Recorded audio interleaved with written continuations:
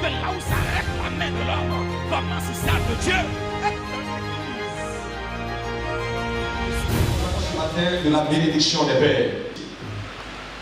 Or, c'est sans contredire l'inférieur qui est béni par le supérieur. Or, c'est sans contredire. Donc, il y a une contradiction dans cette phrase ou dans cette expression ou dans ce principe. Je dis que ce qui dit est certain.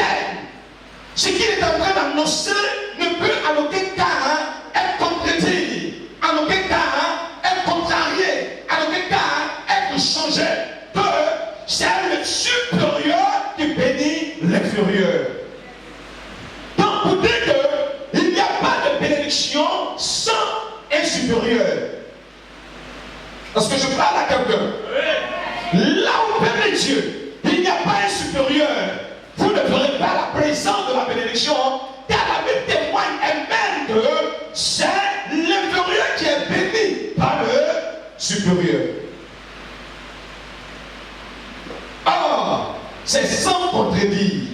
Or, c'est sans contredire, sans amalgame, sans contradiction, sans commentaire, sans difficulté, sans aucune règle ou principe que pour que tu sois béni. Si tu veux expérimenter la bénédiction de Dieu, si tu veux expérimenter la véritable bénédiction qui provient de l'Éternel, tu as besoin d'avoir une aide, tu as besoin d'avoir un supérieur, tu as besoin d'avoir un mentor, tu as besoin d'avoir un père, parce que l'inférieur ne peut connaître la bénédiction à la seule condition que l'inférieur soit soumis au supérieur. Je dis qu'aujourd'hui, il y a absence de bénédiction dans l'église. C'est parce que dans l'église, tout le monde est patron. La seule raison que dans l'église, l'onction ne peut couler, c'est parce que dans l'église, il n'y a pas de fixe. Il n'y a pas de fils, tout le monde est père. Or, là où tout le monde est père, il n'y a pas de connexion de bénédiction, parce que le père ne peut donner la bénédiction qu'à un enfant. Le père ne bénit pas un père, mais le père bénit un enfant. Père de Dieu, je réitère encore la parole de Dieu pour ne pas dire c'est l'évangile de David, mais c'est l'évangile de Jésus. Il dit sans contredire, pour dire qu'il n'y a pas de commentaire. Que tu le veilles, que tu ne le veilles pas, tu veux recevoir la bénédiction venant de quelqu'un, comporte-toi comme un fils. Il faut te comporter comme une fille. Que tu agis en égal, tu ne peux rien recevoir de l'autorité. Vous savez, le mot père, je vous ai toujours enseigné cela, le mot père signifie source. C'est pourquoi dans nos raisons dominicales, Jésus l'a dit, quand vous voulez prier, dites notre Père qui est aux cieux, notre source est céleste. Une manière certaine de dire que notre source est céleste. Donc père signifie source. Père signifie provenance. Tout découle la chose. Il dit notre Père qui est aux cieux. Donc notre source qui est dans les cieux, notre source qui est dans le ciel, que ton règne vienne, que ton règne vienne. Quand on parle de règne, on parle de domination. Quand on parle de règne, on parle de royaume. Quand on parle de règne, on parle de principe. Alors il y a tant de personnes qui veulent expérimenter la bénédiction de Dieu, qui veulent être bénies, mais sans pour autant se soumettre. C'est pourquoi, arrivé au moment donné de la vie d'Abraham, Dieu voulait bénir Abraham. Mais attends, Dieu, tu vas bénir Abraham comment? Qu'est-ce que Dieu fait? Abraham était trop puissant. Et à l'époque d'Abraham, il n'y avait personne qui était une autorité sur Abraham. Or, il fallait que Dieu bénisse Abraham. Mais Abraham était supérieur. D'ailleurs, même il portait un nom qui signifie père élevé. Abraham, père élevé. Mais tu t'appelles Abraham, père élevé. Mais qui peut te bénir? Tu es déjà grand. Tu es déjà arrivé. Tu n'as pas besoin de l'aide de quelqu'un. Et Dieu dit non, tu ne vas plus t'appeler Abraham, mais tu vas t'appeler Abraham, qui signifie père d'une multitude. Et non père élevé. Est-ce que je parle à quelqu'un ce matin? Je redis encore, vous ne verrez pas la bénédiction d'un père de votre d'une source. Vous ne verrez pas la bénédiction. C'est pas Dieu qui Abraham. À la vérité, je te bénis pour que tu sois une source de bénédiction. Donc il dit Abraham, je fais de toi père d'une multitude de nations. Par une source. Pour que tous ceux qui te bénissent sois béni, parce que tu es une source. Tous ceux qui te maudissent, soient maudits. Quand tu maudis une source, tu es maudit. Là où tout le monde va puiser de l'eau, je prends la citerne de la source désir, et tu jettes du poison dans cette citerne. Est-ce que toi-même tu n'es pas condamné? Tu t'es condamné parce que tu viens de maudire la source. Donc tu dis que tu maudis la source, tu es maudit. Mais quand tu bénis la source, tu es béni. Je n'appelle Dieu. Donc Dieu, qu'est-ce qu'il va faire pour bénir Abraham? Il envoie un homme simplement qui s'appelle Melchizedek. Ah, il dit dans la Bible que Melchizedek est une préfiguration du Christ. Melchizedek était élevé sur Abraham. Alors dès que Abraham voit Melchizedek, Abraham lui donne la dîme de tout. On donne la dîme à un supérieur, on donne la dîme à un père. Quand Abraham dit, je reconnais que tu es établi sur moi, je reconnais que tu es élevé au-dessus de moi. Et c'est à ce moment donné que Melchizedek va prononcer des bénédictions sur la vie d'Abraham qui va changer la destinée de cet homme. Amen. Dis-moi même. Amen. Ton amen est prophète, dis-moi même. Non, tu verras quelque chose de nouveau qui va s'accomplir dans ta vie. J'annonce encore, si tu arrives à saisir la parole, tu verras un changement se manifester dans ta vie. Celui qui me dit Amen ce matin est béni. Celui qui me dit Amen est béni. La Bible dit ceci. Isaac devenait vieux. Isaac devenait vieux. Et ses yeux s'étaient affaiblis. Écoutez, Isaac, à un moment donné, Isaac était en train de vieillir. Quand on parle de vieillesse, on parle d'une certaine longévité. On parle de cumul de nombre d'années. On parle de cumul d'années. On parle de cumul d'âge. On parle de cumul de mois. On parle de cumul de jours. Isaac devenait vieux, ses yeux s'étaient affaiblis. Oui. Au point qu'il ne voyait plus. Oui. Alors il appela Esaü, Oui. son fils aîné. Oui. Et lui dit, mon fils. Mon fils. Et il lui répondit, me voici. Me voici. Verset 2. Quand un père appelle un fils, le fils répond. Alors l'Éternel dit, qui enverrai-je? Qui enverrai-je? L'Éternel en tant que source, Éternel en tant que père. Je dis, qui enverrai-je? Là, amène-moi l'Éternel, que je puisse envoyer quelqu'un. Écoute-moi très bien, Dieu a un besoin, Dieu a une préoccupation, Dieu a un souci. Dieu dit, qui enverrai-je? Qui peut répondre à mon besoin? Qui peut répondre à ma préoccupation? Qui peut répondre à mon inquiétude? Alors, un homme du nom d'Isaïe dit, me voici. Isaïe est le seul prophète qu'on appelle le prophète messianique. Dieu qui a donné une prophétie avec exactitude, une prophétie avec clairvoyance sur la venue du Messie. Lorsque la voix de Dieu retentissait, qui enverrai-je? Isaïe a oublié qui il était. Isaïe a oublié son nom. Isaïe a oublié son titre. Isaïe a oublié la tête qu'il avait. Isaïe a dit, me voici, envoie-moi. Et nous avons chanté, tu m'envoies, je m'en vais. Parce que ce matin, je suis venu juste hier quand nous sommes en train d'aller allègrement vers la fin de l'année. Et Dieu m'envoie te remettre la clé qui va débloquer les choses dans ta vie. Dis-moi même. Dis-moi même. Dis-moi même. Dis-moi même. Quelqu'un me dit Amen. Pendant que tu me dis Amen, le ciel est en train de se préparer avec descendre la bénédiction sur toi. Pendant que tu dis Amen, le ciel se prépare avec descendre la gloire sur toi. Tu m'envoies, je vais. Jésus, oh, tu m'envoies, je vais. Où tu m'envoies, je vais. Où tu m'envoies, je vais. Jésus, oh, tu m'envoies, je vais. Où tu m'envoies, je vais. Où tu m'envoies, je vais. Je vais. Jésus, oh, tu m'envoies, je vais. Tu m'envoies, je vais. Oh, Jésus, oh, tu m'envoies, je vais.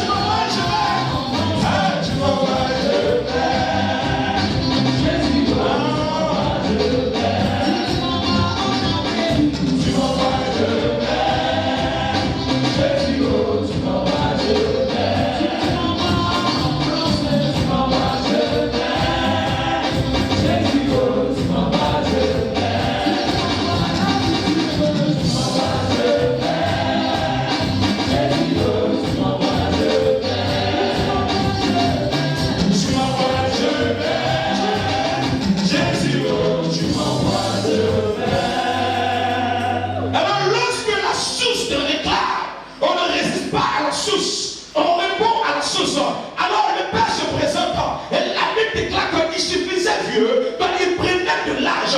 Prenant de l'âge, il était un conteneur de bénédiction. Prenant de l'âge, il était un conteneur d'expérience. Prenant de l'âge, il était un conteneur d'un certain nombre de choses. Alors la Bible déclare qu'il appelle son fils, dit, mon fils, viens, car je suis en train de veiller. Et mes yeux sont en train de s'apesantir. La Bible déclare qu'en parlant d'Isaac, il dit, il devient riche. Pendant s'enrichissant, il devient fort riche. Donc Isaac était un homme qui avait beaucoup de biens. De notre époque, on dira que c'est un homme qui a des châteaux, un homme qui a des immeubles, un homme qui a des sociétés. Mais Isaac, tu n'as pas beaucoup de fils. Tu n'as que deux, Ésaü et Jacob. Tu meurs, on partage les bénédictions, c'est fini. Tu fais un testament. Bon, Ésaü, toi tu prends la villa de Boboni, Jacob, tu prends la villa d'ici, c'est fini. À quoi sert de venir prononcer une parole sur la vie de quelqu'un?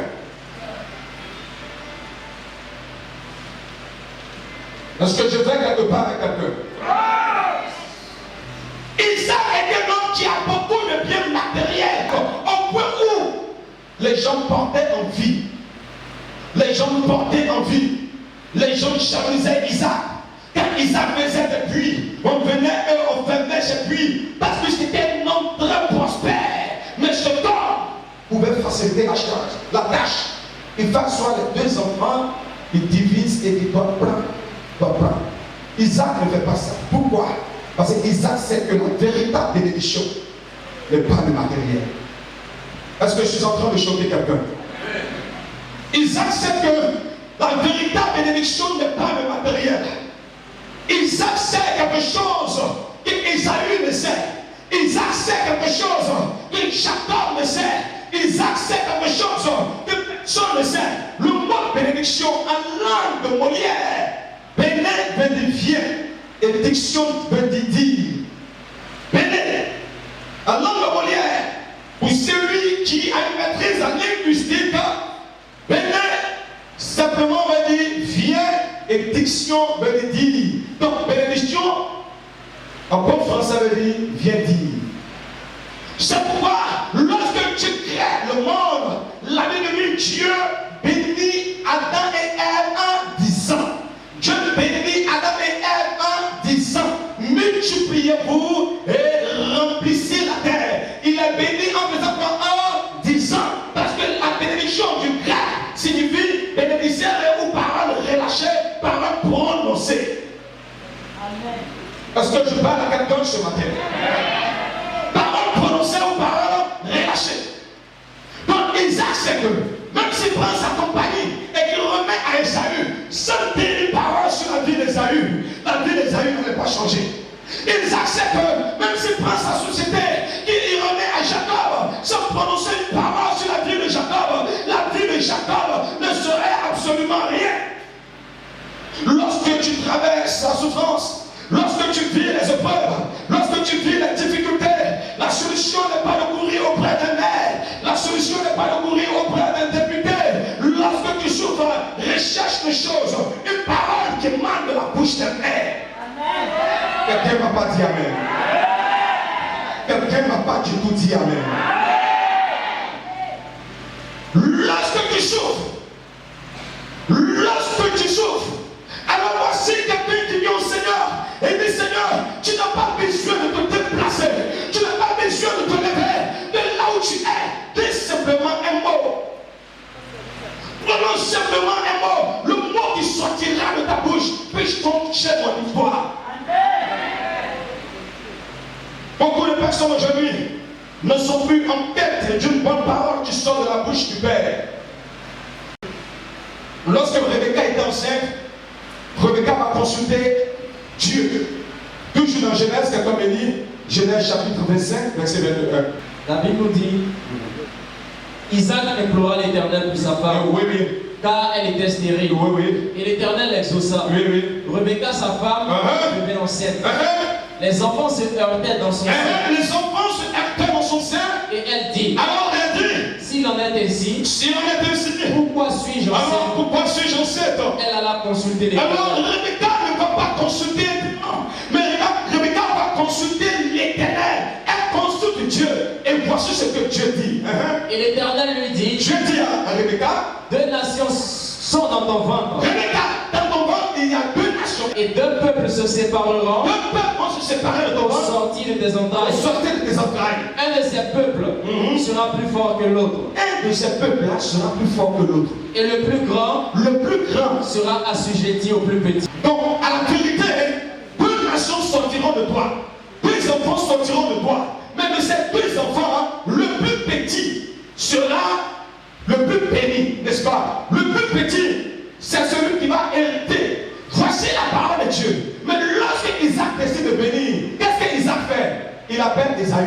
Ah, Ésaü est qui, le plus petit ou le plus grand? Il appelle le plus grand. Est-ce qu'il n'y a pas une contradiction ici? Dieu dit, Rebecca, dans ton ventre, il y a deux enfants. Mais à la vérité, c'est le plus petit qui sera béni. Mais lorsque l'heure vient où le père va mourir et que le père est prêt à bénir, le père appelle le plus grand. Ce qui me touche, je ne réagis pas. Pourquoi? Parce que à la vérité,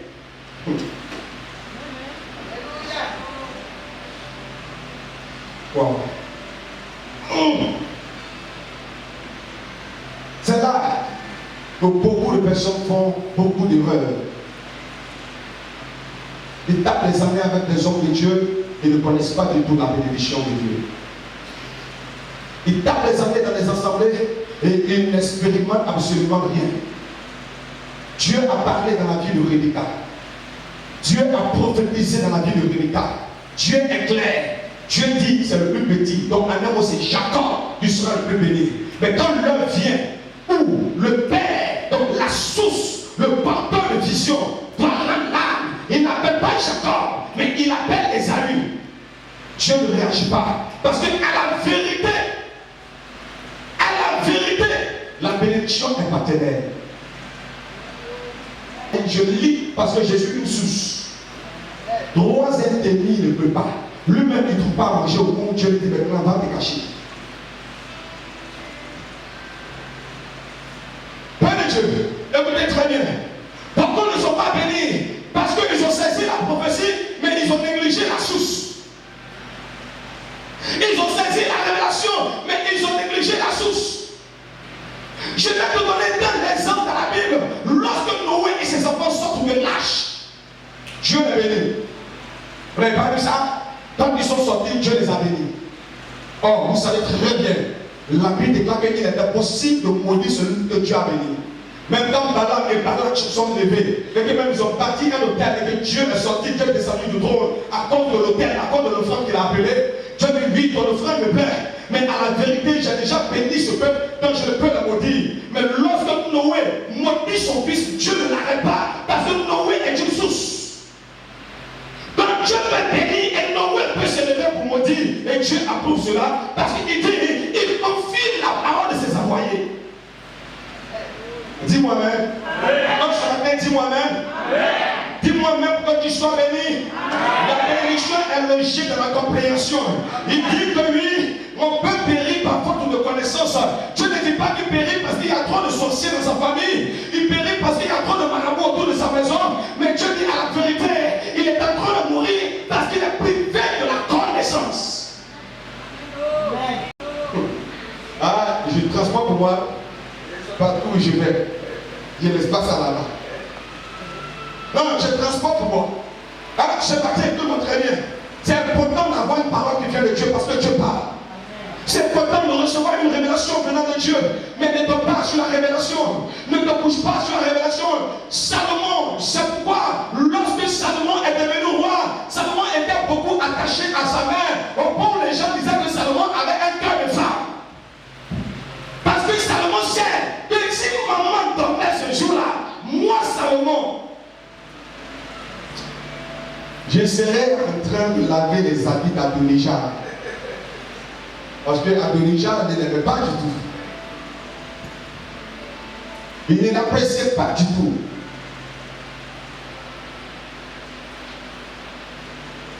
Rebecca écoutait. Rebecca était vigilante. Rebecca, c'est pas lorsque même Jacob disait à sa maman, mais si mon papa sait qu'il va me maudire, Rebecca dit que ça tombe sur moi. Parce que Rebecca sait quelle révélation Dieu a dit, quelle parole Dieu a donné pour dire qu'il y a deux nations dans ton ventre, mais à la vérité, c'est le plus jeune qui va hériter. Mais la source, qui est le Père, va respecter un principe qu'on appelle le principe généalogique. Lui qui décide de bénir les vies. Les hommes respectent un principe qu'on appelle le principe généalogique. À la vérité, tu ne peux être roi sans être prince. Mais quand Jésus vient au monde, les mages disent, nous sommes allés adorer le roi des Juifs qui vient de naître. Jésus est devenu roi sans être prince. Est-ce que je parle à quelqu'un? Est-ce que je parle à quelqu'un? Alors écoute-moi très bien. Les gens disent que pour que je sois derrière un bureau, je dois avoir un diplôme en ceci, je dois avoir un PhD. Ça c'est le principe des hommes. Oh Dieu me dit, Davido, tu n'as pas besoin d'être prince, mais tu peux devenir roi. Tu n'as pas besoin d'un PhD, mais tu peux être béni. Tu n'as pas besoin d'un baccalauréat, mais tu peux régner. Ça c'est le principe de Dieu. C'est quoi il dit? Il va dans la poussière. Il va dans la poussière, dans le fumier. Il prend quoi? Il dit, il prend l'indigent. Il prend le rejeté. Il prend le méprisé. Et quand tu le prends, qu'est-ce qu'il fait? Le Seigneur dit, il est de toi. Wow. Oh, c'est le meilleur nettoyeur. C'est le meilleur nettoyeur. Quand tu es dans le monde et que tu es bizarre, tu es cool-tata.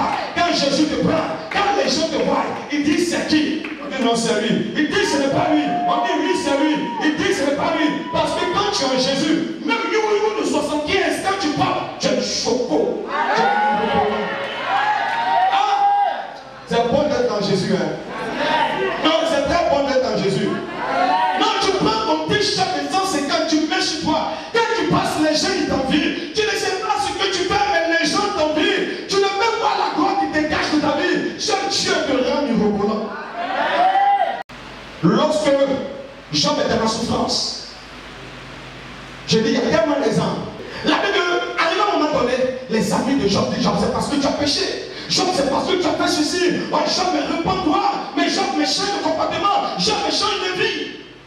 Quand l'heure était venue que Dieu puisse bénir Job, quand Dieu a béni Job, les trois amis, Dieu se révèle à eux et Dieu leur dit, dans la parole de l'Éternel, Dieu leur dit, prenez une offrande.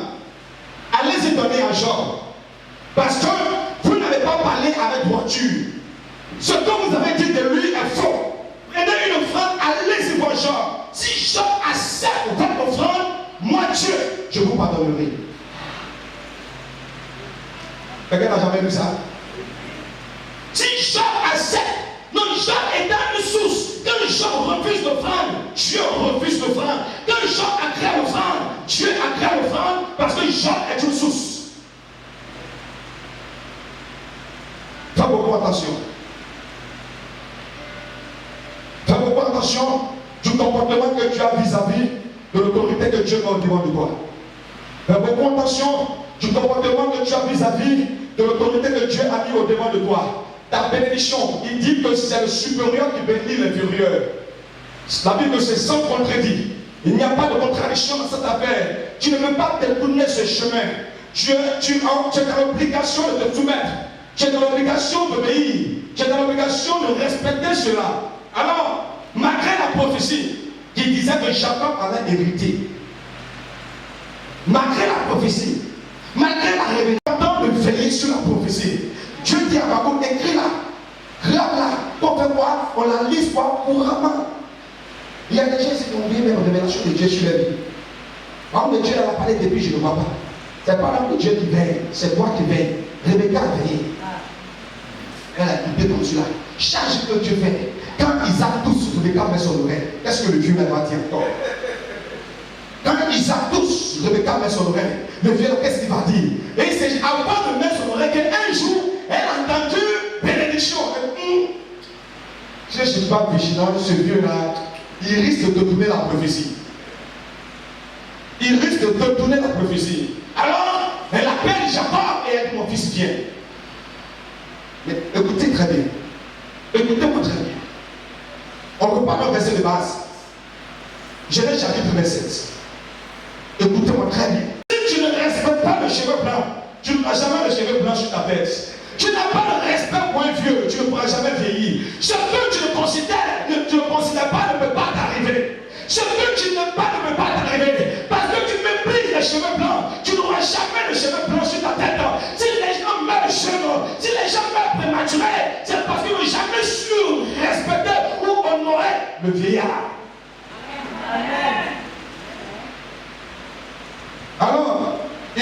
pas peur de Dieu. Quand tu es un cœur de fils, quand tu es un cœur de fille, c'est là que tu reçois la bénédiction de Dieu. C'est là que tu reçois la bénédiction de Dieu.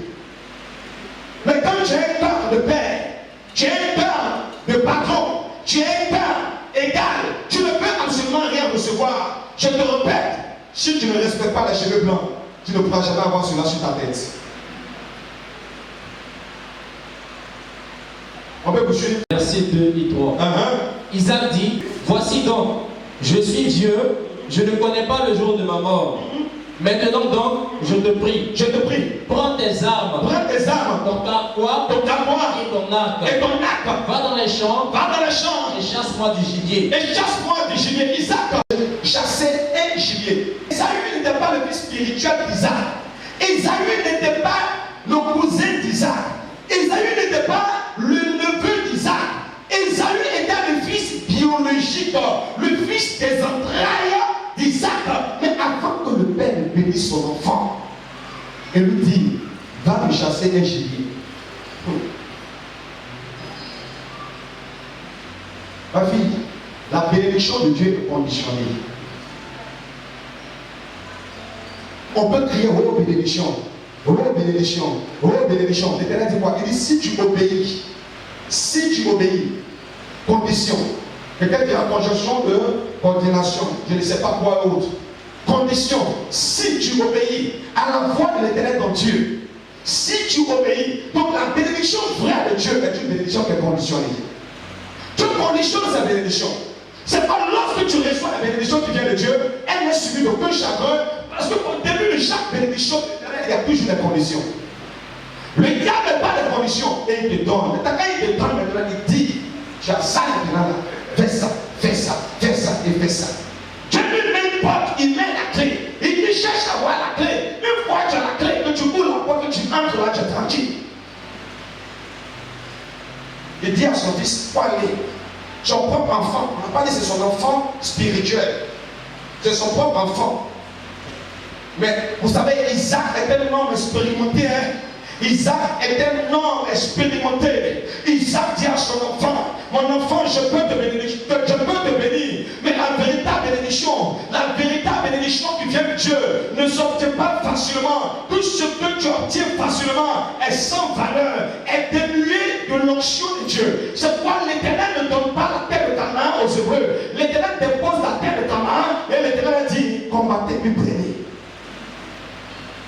Donc Canaan, c'est pour vous, à la condition que vous combattez.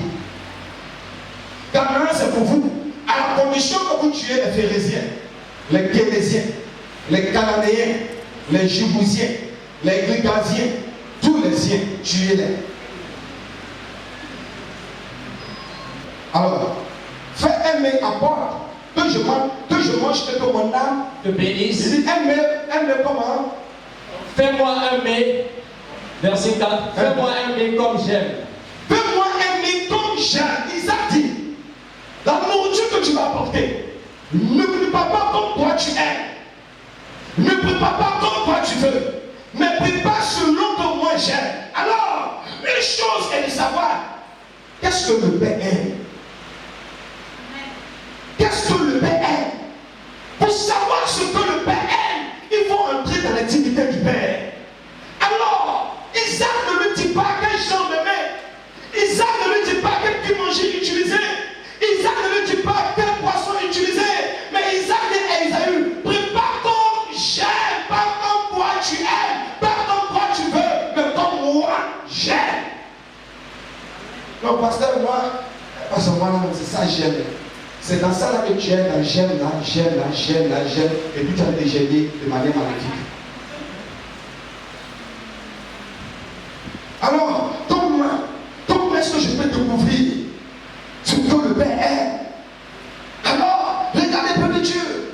Les choses qui sont des dieux sont des choses conditionnées. Comment je peux découvrir ce que le Père aime? Comme j'aime. Pas comme toi tu aimes. Pas à ta façon de faire, mais fais à ma façon. Fais à ma manière. Fais à mes principes. Oublie tes principes villageois. Oublie tes principes du monde, oublie tes principes de la maison, oublie chez nous Je vois ça avec mon enfant. Je vois. Mais il dit, toutefois, non pas comme je veux. C'est vrai. C'est vrai. Tu m'en veux. Mais pas comme moi je veux. Comme tu le veux. La volonté du Père n'a jamais été facile. Et c'est parce qu'elle n'est pas facile qu'elle est porteuse de bénédiction. C'est parce qu'elle n'est pas facile qu'elle est porteuse de miracles. Il dit, toi te préparer, pas comme tu veux, mais comme j'aime. Bon, moi je ne sais pas, hein. Vous ne pouvez pas peut-être dire avoir un père et ne pas connaître ce que le père est. Il y a des mamans qui sont là. Il y a des papas qui sont là. Je ne sais pas si vos enfants savent ce que. Souvent, quand papa vient là, on commence à ranger les chaussures, on éteint la télé, on met l'eau en même temps sur la douche. Parce qu'on sait ce que papa aime et ce que papa n'aime pas. Tout le monde est à sa place comme le papa aime.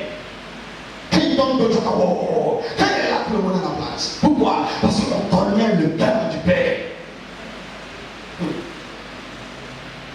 On connaît le cœur du Père.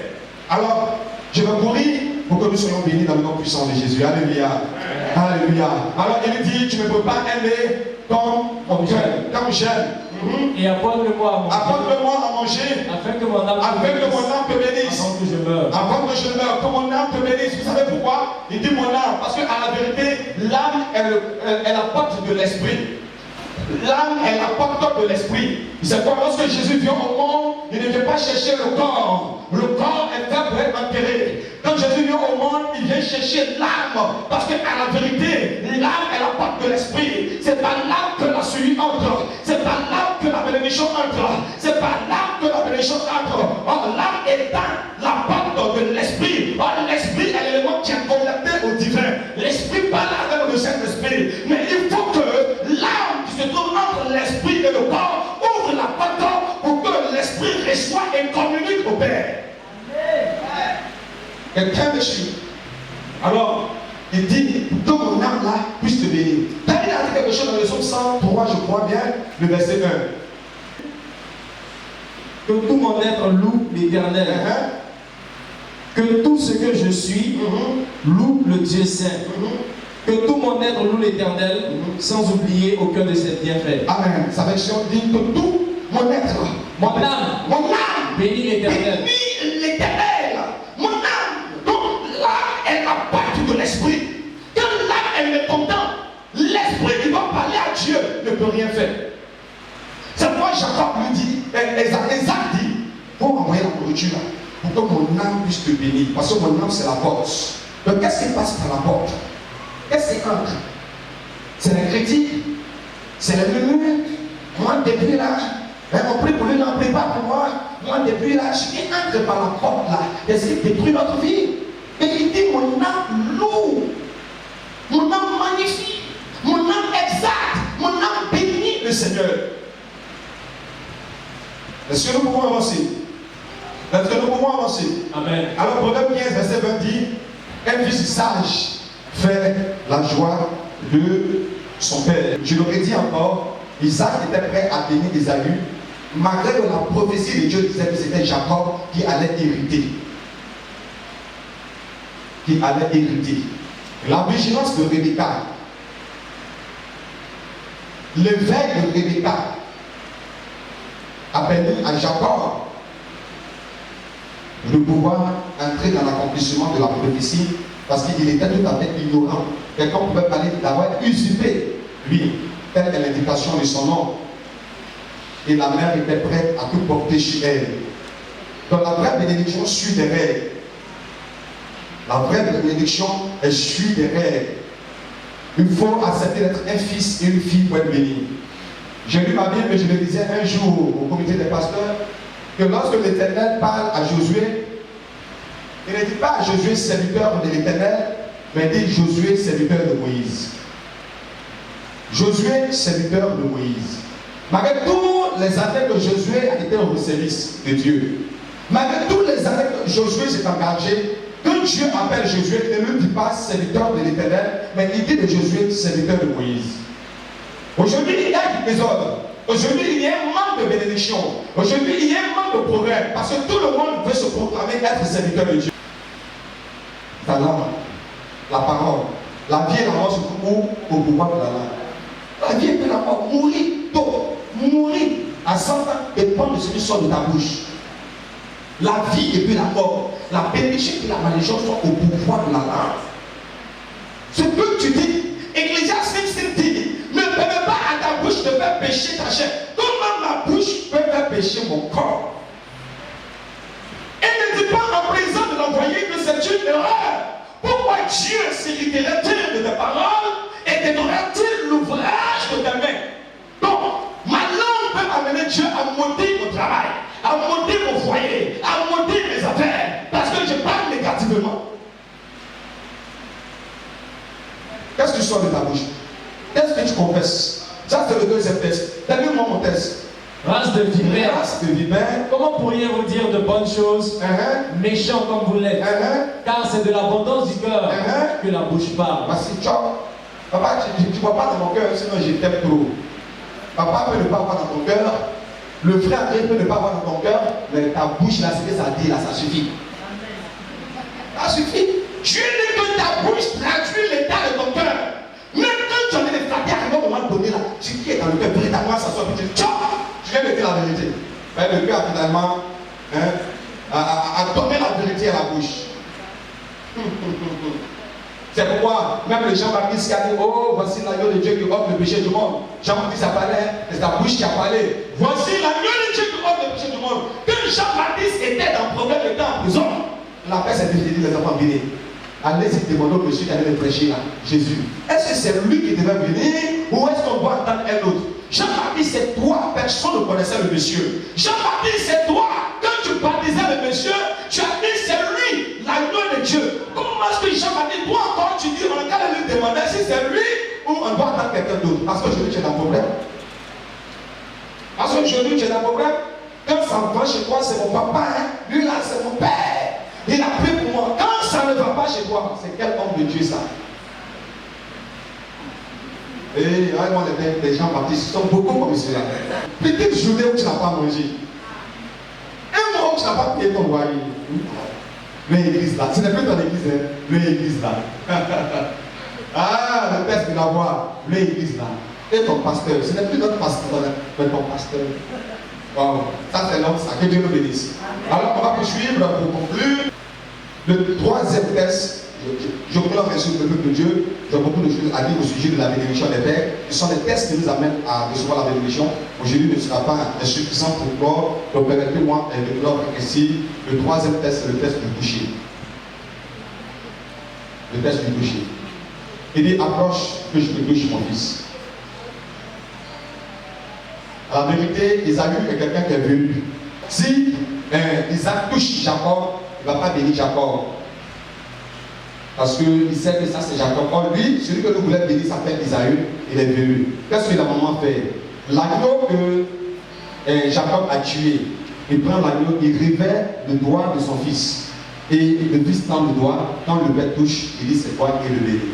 À la vérité, nous sommes justifiés à cause du sang de l'agneau, à cause du revêtement de l'Esprit Saint. C'est l'Esprit Saint qui peut nous permettre de nous approcher du trône de Dieu. C'est l'Esprit Saint qui peut nous permettre d'être en contact même avec une autorité spirituelle. Sinon, à la vérité, quand tu lis la Bible, personne ne s'approchait du sacrificateur, personne ne le touchait. Nul ne pouvait voir même l'autel du sacrificateur. Il s'habillait depuis la tête jusqu'à la plante de son pied. Seul que ses yeux étaient visibles. Aucune partie de son corps n'était visible. Quand il rentre dans le lieu très saint, on prend pas et puis on l'attache. Parce que si jamais un là-bas qui meurt, personne ne doit entrer pour le chercher. Celui qui rentre, tu meurs aussi. On prend compte à la tâche. On attend quelques minutes, quand ils ne sont pas mentis, et puis on le dit pour le faire sortir. Donc aujourd'hui, c'est le revêtement du Saint-Esprit qui fait que nous pouvons nous approcher de la présence de Dieu. Et la peau de l'agneau pour les habiller. Le sang qui a coulé a permis à Dieu de continuer à les parler. Et c'est pourquoi Jésus est allé à la croix et Jésus est mort et a versé son sang. Et grâce au sang de Jésus, nous pouvons nous approcher de Dieu. Grâce au sang de Jésus, je peux m'arrêter ici, chose dont je ne suis pas digne. Parce que nous sommes revêtus désormais du sang de l'agneau. Alléluia. Nous sommes revêtus désormais du sang de l'agneau. Sinon, si nous voulons rentrer dans les principes de Dieu, Nous sommes loin de recevoir la bénédiction de Dieu. Parce que nul d'entre nous n'est pas fait pour recevoir la bénédiction. Nul d'entre nous n'est bon pour recevoir la bénédiction. Nous sommes tous souillés, nous sommes tous impurs, nous sommes tous sales, nous sommes tous vauriens, nous sommes tous lâches. Mais le sang de Jésus nous permet d'avoir assez. Donc nous devons être revêtus chaque jour de la miséricorde de Dieu. Nous devons être conscients que nous sommes pécheurs. Nous devons être conscients que nous avons besoin de la miséricorde de Dieu. Jacob, tu ne peux pas, parce que Jacob, à la vérité, tu t'appelles Jacob. Jacob, à la vérité, tu es le deuxième. Jacob, à la vérité, ce n'est pas toi que le peuple est béni. Mais Jacob, si tu sais te couvrir du manteau, tu sais te couvrir du Saint-Esprit. C'est pourquoi lorsque même Pierre était en prison et que l'ange est venu vers Pierre, il a dit à Pierre, prends ton manteau. Dans la vie de tous les jours, il ne faut jamais oublier d'être revêtu du Saint-Esprit.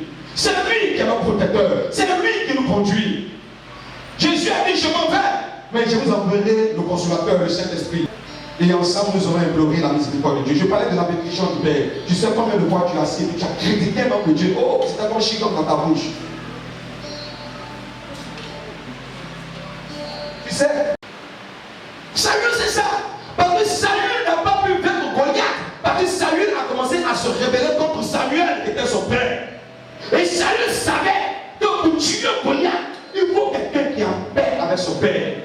C'est pourquoi, quand la tête de Goliath est tombée, la première question qu'il a posée, le jeune qu'a tué, lui là, qui est son papa?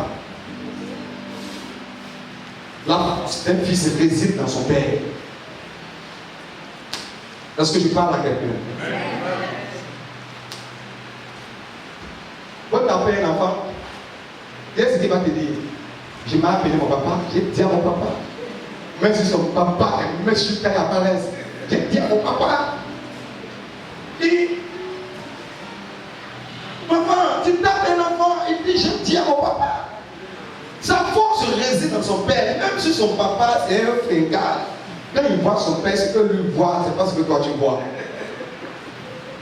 L'enfant il passe, il voit une voiture, il dit papa qui a acheté une voiture ça. C'est ça. Ce qu'il le voit, le père même ne voit pas. C'est pourquoi Dieu dit que si nous voulons entrer dans le royaume, soyons comme des enfants. Voyons en Dieu ce que les autres ne voient pas.